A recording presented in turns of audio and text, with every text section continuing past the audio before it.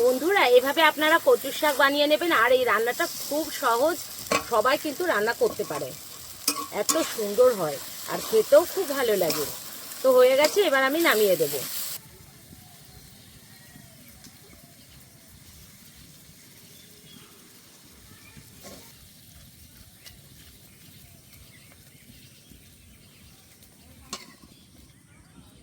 নমস্কার বন্ধুরা, স্বাগত জানাই জবার রান্নাঘর উইথ ভিলেজ ফুডে। বন্ধুরা আজকে চিংড়ি মাছ দিয়ে কচুর শাক বানিয়ে দেখাবো। ভিডিওটি সম্পূর্ণ দেখবেন, ভালো লাগলে লাইক কমেন্ট শেয়ার করে দেবেন, ফলো এবং সাবস্ক্রাইব করতে ভুলবেন না কিন্তু। কড়াই বসিয়ে দিয়েছি, কড়াই গরম হয়ে গেছে, দিয়ে দেব তেল। এবার চিংড়ি মাছ দিয়ে দেব, স্বাদ মতো লবণ, 1 চামচ হলুদ গুঁড়ো। এবার ভালো করে ভেজে নেব। এবার মাছগুলো উল্টে দেব।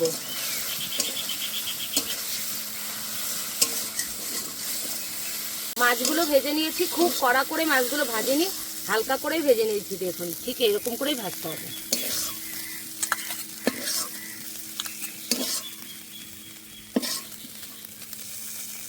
এবার শাকগুলো দিয়ে দেব।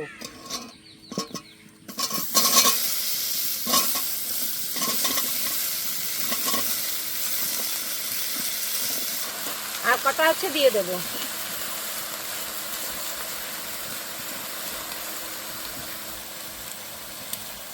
এবার দিয়ে দেব স্বাদ মতো নুন।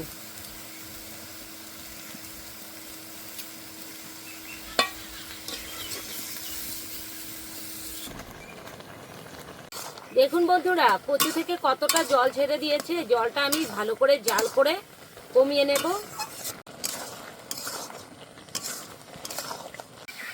দিয়ে দেব হলুদ গুঁড়ো, আর একটু দেব। কিছুক্ষণ নেড়ে নিলাম। এবার দিয়ে দেবো ভেজে রাখা চিংড়ি মাছ।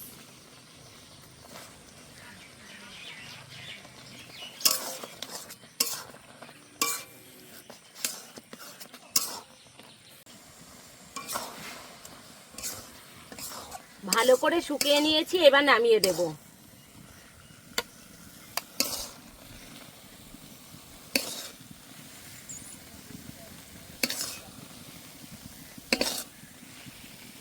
কড়াইতে দিয়ে দেবো তেল।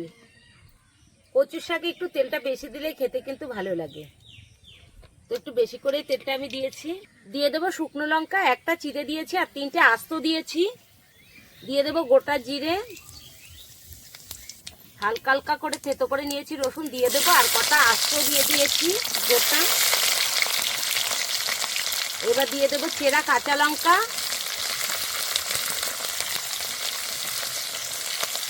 খুব সামান্য একটু হলুদ গুঁড়ো।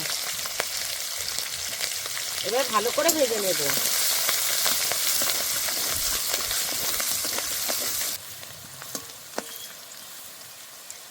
রসুনগুলো ভালো করে ভেজে নিয়েছি। এবার দিয়ে দেব কচু শাক।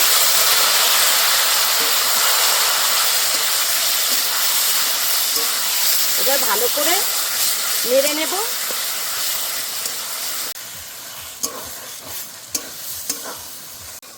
বন্ধুরা অনেকেই আছে কচু শাক তাড়াতাড়ি রান্না করার জন্য ভাপিয়ে নেয়।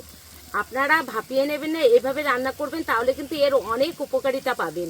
কচু শাক খেলে কিন্তু রক্ত পরিষ্কার হয়, আর খেতেও কিন্তু দুর্দান্ত স্বাদের হয় যদি এইভাবে রান্না করেন। আর ভাত দিয়ে ফেললে কিন্তু অতটা স্বাদ আসে না, একটু দেরি হয়, তাহলেও এইভাবে রান্না করে দেখবেন।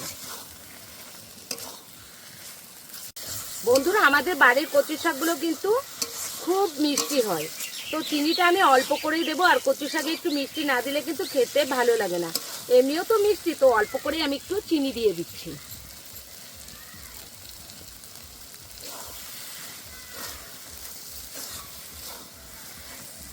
বন্ধুরা এভাবে আপনারা কচুর শাক বানিয়ে নেবেন, আর এই রান্নাটা খুব সহজ, সবাই কিন্তু রান্না করতে পারে, এত সুন্দর হয় আর খেতেও খুব ভালো লাগে। তো হয়ে গেছে, এবার আমি নামিয়ে দেবো।